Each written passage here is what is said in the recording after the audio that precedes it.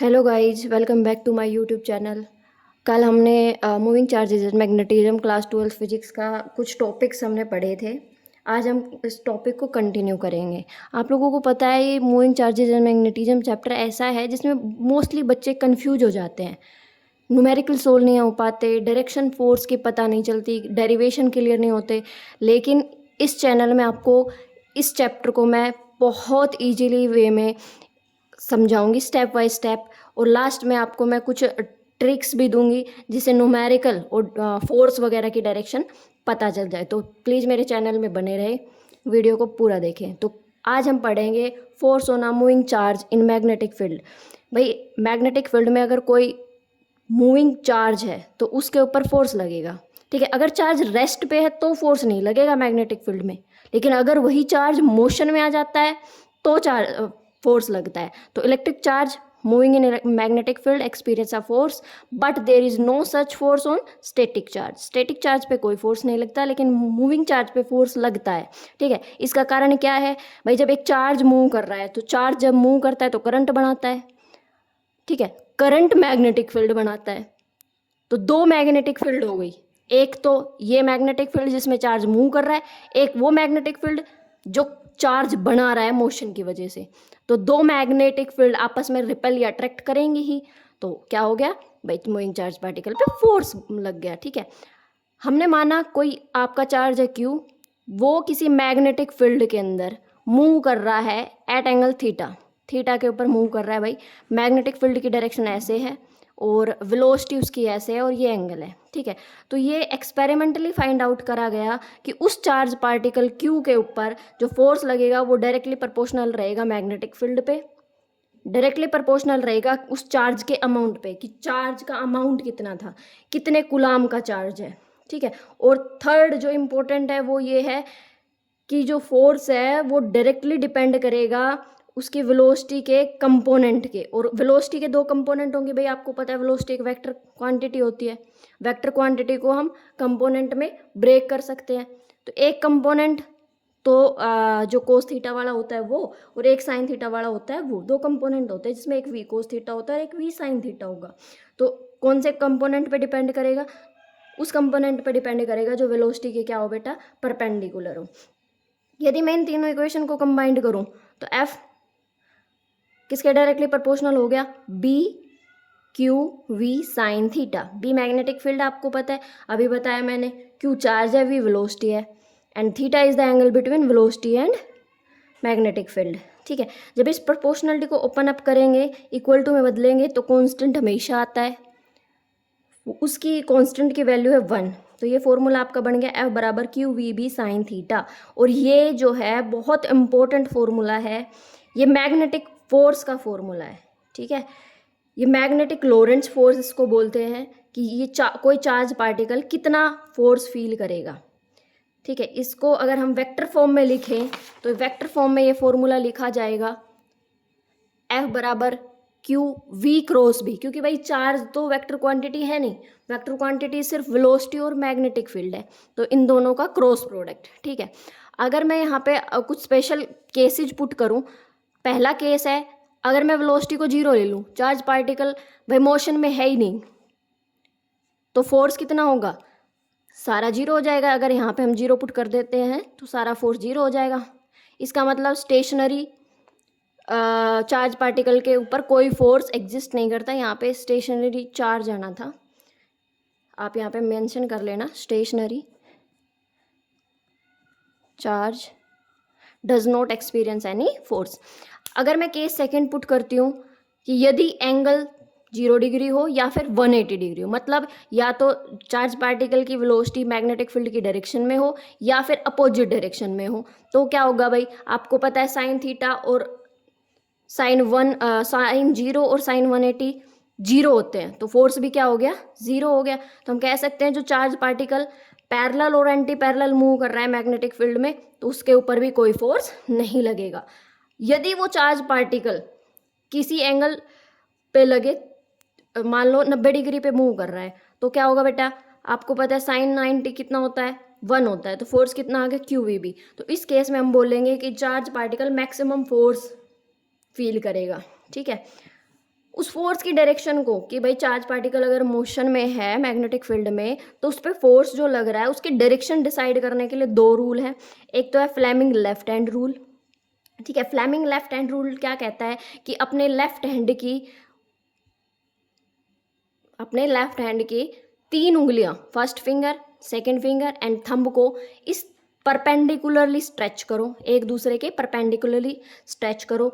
तो फर्स्ट जो फिंगर है वो मैग्नेटिक फील्ड की डायरेक्शन में लगाओ, जो आपकी ये सेकंड फिंगर है इसको वेलोसिटी, चार्ज पार्टिकल की वेलोसिटी के डायरेक्शन में लगाओ या फिर करंट की डायरेक्शन में लगाओ, ठीक है। आगे जाके हम एक टॉपिक और भी पढ़ेंगे जिसमें यहाँ पे चार्ज पार्टिकल पे फोर्स लग रहा है, तब वहाँ पे हम करंट की वजह से फोर्स देखेंगे। तो फर्स्ट फिंगर को मैग्नेटिक फील्ड में लगाओ, सेकंड फिंगर को करंट या फिर वेलोसिटी की डायरेक्शन में लगाओ। तो जो जो आपका थंब आएगा, जो थंब की डायरेक्शन होगी वो होगी फोर्स की डायरेक्शन, ठीक है। तो जैसे एक मैं एग्जांपल लेती हूँ कि माना भाई आपका कोई चार्ज पार्टिकल मूव कर रहा है, मैग्नेटिक फील्ड की डायरेक्शन ये है, वेलोसिटी की डायरेक्शन उसकी ये, तो उस पर फोर्स चेक करना है। तो हमने क्या करा, लेफ्ट हैंड को स्ट्रेच करा, फर्स्ट फिंगर को लगाया मैग्नेटिक फील्ड की डायरेक्शन में, सेकंड फिंगर को लगाओ वेलोसिटी की डायरेक्शन में, ठीक है। तो सेकंड फिंगर आपकी किधर है, वेलोसिटी की डायरेक्शन में है, और फर्स्ट फिंगर क्या है आपकी, मैग्नेटिक फील्ड की डायरेक्शन में। थंब किधर आ रहा है, नीचे की तरफ। तो इस चार्ज पार्टिकल पे किधर फोर्स लगेगा, डाउनवर्ड। किधर लगेगा, डाउनवर्ड। और आपको पता है डाउनवर्ड नीचे की तरफ पेज के अंदर जा रहा है ना, तो क्या बोलेंगे, क्रॉस लगा देंगे। आउटवर्ड को लगाते हैं डॉट से और इनवर्ड को लगाते हैं भाई हम क्रॉस से, ठीक है। तो ये ऐसे फोर्स लगे, कंसेप्ट क्लियर। उसके बाद अगर आपको ये Fleming left hand rule apply करना नहीं आ रहा तो इसका ऑल्टरनेट भी है। फ्लेमिंग लेफ्ट हैंड के प्लेस पे हम राइट हैंड पाम रूल भी यूज कर सकते हैं। राइट हैंड पाम रूल क्या कहता है कि आपके राइट हैंड की जो फिंगर्स हैं उन्हें मैग्नेटिक फील्ड की डायरेक्शन में लगाओ, थंब को वेलोसिटी या करंट की डायरेक्शन में लगाओ, जिधर पाम आई वो फोर्स की डायरेक्शन होगी। जैसे ये दोनों ही रूल सेम है, दोनों ही रूल ये आपके सेम है। जैसे मैंने अभी एक आपको क्वेश्चन बताया था, इसी में इस सेकंड लॉ को हम अप्लाई करके देखते हैं। भाई देखो, मैग्नेटिक फील्ड की डायरेक्शन उधर है तो हमने क्या करा, मैग्नेटिक फील्ड की डायरेक्शन में उंगलियों को लगा लिया। वेलोसिटी पार्टिकल के ऊपर है तो थंब को हमने वेलोसिटी की डायरेक्शन में लगा लिया। पाम किधर आई आपकी, नीचे की तरफ, डाउनवर्ड। तो उस केस में भी डाउनवर्ड फोर्स था, इस केस में भी डाउनवर्ड फोर्स है। Is it clear.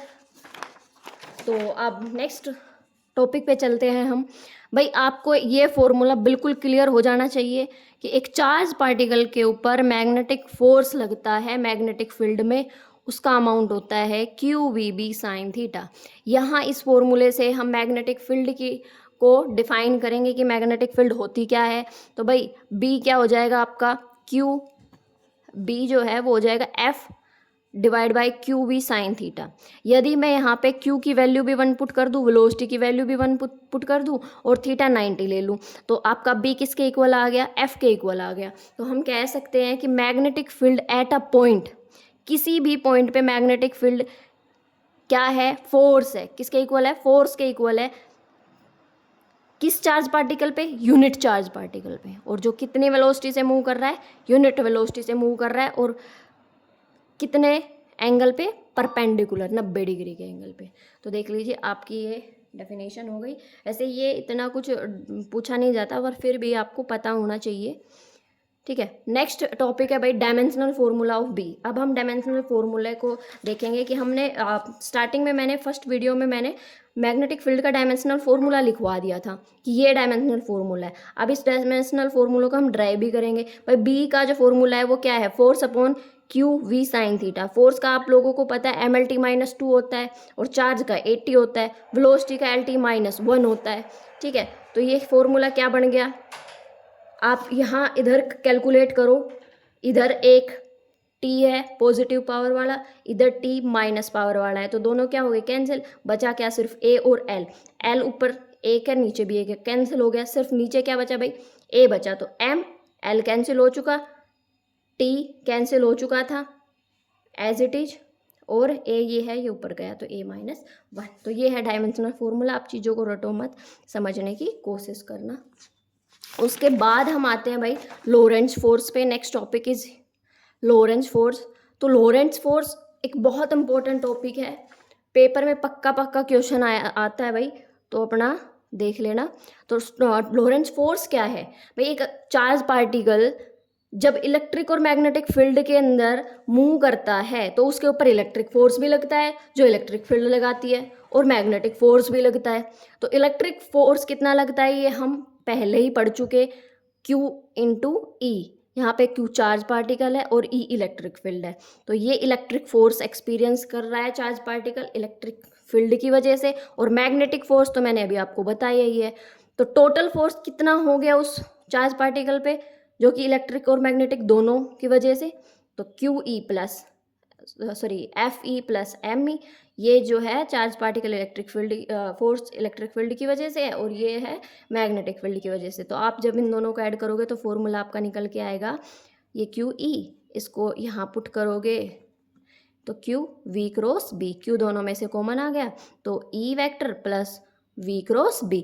यहाँ पे हमें वेलोसिटी और मैग्नेटिक फील्ड का क्रॉस लेना है और फिर उसे इलेक्ट्रिक फील्ड में ऐड कर देना। बाकायदा हम इस फॉर्मूले पे क्वेश्चन भी ट्राई करेंगे, और इसी जो फॉर्मूला है ये टोटल फोर्स है चार्ज पार्टिकल पे इलेक्ट्रिक और मैग्नेटिक फील्ड दोनों की वजह से, और इसे बोलते हैं लोरेंट्ज फोर्स। ठीक है, आप जैसे एक क्वेश्चन ट्राई करते हैं भाई। क्वेश्चन क्या है? एक न्यूमेरिकल है आपका, देखो इसे डिटेल में समझेंगे। An electron is moving northward, north की डायरेक्शन में एक इलेक्ट्रॉन मूव कर रहा है विद वेलोसिटी दिस, इस वेलोसिटी से 3 × 10⁻7 मीटर पर second. Uniform magnetic field 10 Tesla, magnetic field है 10 टेस्ला, जो कि लगी हुई ईस्टवर्ड, ईस्ट डायरेक्शन में लगी हुई है। तो मैग्नेटिक फोर्स फाइंड आउट करना है डायरेक्शन के साथ। तो सबसे पहले गिवन डाटा उतारते हैं भाई। गिवन डाटा क्या है? इलेक्ट्रॉन बोल रहा है, तो इलेक्ट्रॉन पे चार्ज कितना होता है? 1.6 × 10⁻19 कूलाम, एंड वेलोसिटी उसकी ये है। मैग्नेटिक फील्ड हमने लिख दी 10 टेस्ला। भाई देखो ईस्ट की डायरेक्शन में मैग्नेटिक फील्ड है, ये हमने डायरेक्शन अलॉट कर ली, ये ईस्ट, ये वेस्ट, नॉर्थ, साउथ। तो ईस्ट की डायरेक्शन में हमारी मैग्नेटिक फील्ड है। जो आपका वेलोसिटी है चार्ज पार्टिकल का वो किधर है भाई? नॉर्थ, नॉर्थ की डायरेक्शन में वेलोसिटी है। ठीक है, अगर इलेक्ट्रॉन नॉर्थ में मूव कर रहा है तो इलेक्ट्रॉन के अपोजिट करंट मूव करता है, तो करंट की डायरेक्शन क्या हो गई? इसके बिल्कुल अपोजिट। डन। अच्छा, वेलोसिटी और मैग्नेटिक फील्ड नॉर्थ और ईस्ट, तो एंगल कितना बन गया? 90 डिग्री। QVB, Q की वैल्यू ये पुट कर दी, V की वैल्यू ये पुट कर दी, B की वैल्यू 10 पुट कर दी, साइन 90 पुट कर दिया। जैसे ही आप ये सारी वैल्यू को सोल्व करोगे तो आपका जो रिजल्ट है वो आएगा भाई 4.8 × 10⁻11 न्यूटन। ठीक है, आप सिंपल सी कैलकुलेशन है, आप कर सकते हो, नहीं हो तो आप कमेंट कर देना, मैं आपको करके दिखा दूंगी। फिर उसके बाद डायरेक्शन और देखते हैं। डायरेक्शन कैसे डिसाइड करेंगे भाई? सबसे इजी होता है आपका पाम रूल, बेस्ट है। ये तीन उंगलियां स्ट्रेच करके आप कंफ्यूज हो जाओगे, सबसे बेस्ट तरीका है पाम रूल। भाई राइट हैंड की फिंगर्स को लगाना है मैग्नेटिक फील्ड की डायरेक्शन में, मैग्नेटिक फील्ड इधर थी तो मैग्नेटिक फील्ड की डायरेक्शन में मैंने पाम को लगा लिया, फिंगर्स को लगा लिया। अब लगाओ भाई वेलोसिटी की डायरेक्शन में, अपने वेलोसिटी की डायरेक्शन। भाई इलेक्ट्रॉन मूव कर रहा है, इलेक्ट्रॉन देखो एक चीज मैं यहाँ पे आपको क्लियर कर दूं, इलेक्ट्रॉन मूव कर रहा है नॉर्थ साइड, तो हम वेलोसिटी की डायरेक्शन पॉजिटिव चार्ज की लेते हैं, नेगेटिव चार्ज की फिर करंट अपोजिट होता है। जैसे इलेक्ट्रॉन यदि इधर जा रहा है तो करंट इसके अपोजिट डायरेक्शन में मूव करेगा, ये आपको पता है। जो करंट है ना,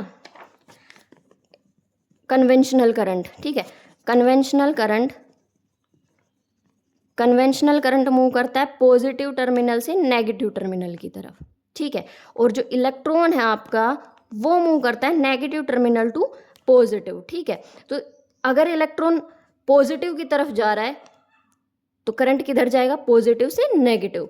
मतलब कह सकते हैं हम करंट जो है आपका वो इलेक्ट्रॉन से क्या करते हैं? अपोजिट डायरेक्शन में मूव करता है, मूव इन अपोजिट डायरेक्शन। ठीक है, ये आपका जो है 3rd चैप्टर का काम है इलेक्ट्रिसिटी का। चलो कोई बात नहीं, अभी इधर देखो, कंसेप्ट पे आओ। हाँ, तो मैग्नेटिक फील्ड की डायरेक्शन में हमने लगा लिया आपका फिंगर्स। अब करंट की डायरेक्शन किधर है? करंट की डायरेक्शन किधर है? इधर है। तो करंट की डायरेक्शन में लगा लो अपने थंब को। तो पाम किधर आई? ऊपर की तरफ। ठीक है, तो ये पाम ऊपर की तरफ आई, तो फोर्स इस पे भाई 2D पे तो ऐसे ही दिखाया जाएगा ऊपर की तरफ। ठीक है, तो फोर्स की डायरेक्शन क्या हो गई? Vertically upward. क्या हो गई? Vertically upward. ठीक है, एक नेक्स्ट